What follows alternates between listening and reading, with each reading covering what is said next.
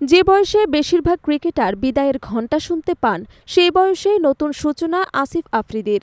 ৩৮ বছর ২৯৯ দিনে পাকিস্তান টেস্ট দলে অভিষেক, এক অবিশ্বাস্য প্রত্যাবর্তনের গল্প লিখলেন এই বাঁহাতি স্পিন অলরাউন্ডার। জীবনের নানা উত্থান-পতনের মধ্য দিয়ে আসিফ আফ্রিদির এই অভিষেক নিঃসন্দেহে পাকিস্তান ক্রিকেটের এক অনন্য অধ্যায়।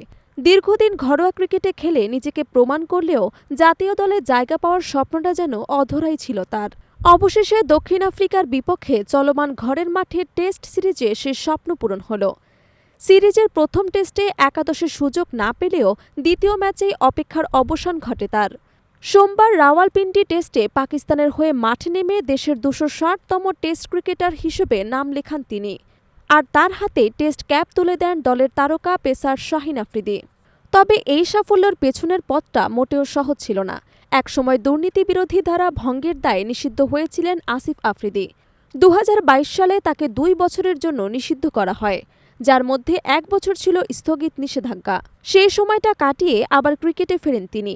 নীরবে ধৈর্য ধরে নতুন করে নিজেকে তৈরি করেছেন। নিষেধাজ্ঞার পর দীর্ঘ সময় আলোচনার বাইরে থাকলেও শেষ পর্যন্ত নিজের পারফরমেন্স দিয়ে নির্বাচকদের নজরে আসেন এই বাঁহাতি স্পিনার। প্রথম শ্রেণীর ক্রিকেটে এখন পর্যন্ত ৫৭ ম্যাচে ১৯৮ উইকেট শিকার করেছেন আসিফ আফ্রিদি। পাশাপাশি ব্যাট হাতে করেছেন ১৬৩০ রান। স্পিন আর ব্যাটিং দুই দিকেই তার অবদান নির্বাচকদের ভাবতে বাধ্য করে। অবশেষে সুযোগ এলো জাতীয় দলেও, তাও এমন বয়সে যেখানে অনেকে ক্রিকেটকে বিদায় জানানোর প্রস্তুতি নিতে শুরু করেন। পাকিস্তানের ইতিহাসে তার চেয়ে বেশি বয়সে টেস্ট অভিষেকের নজির আছে কেবল একজনেরই।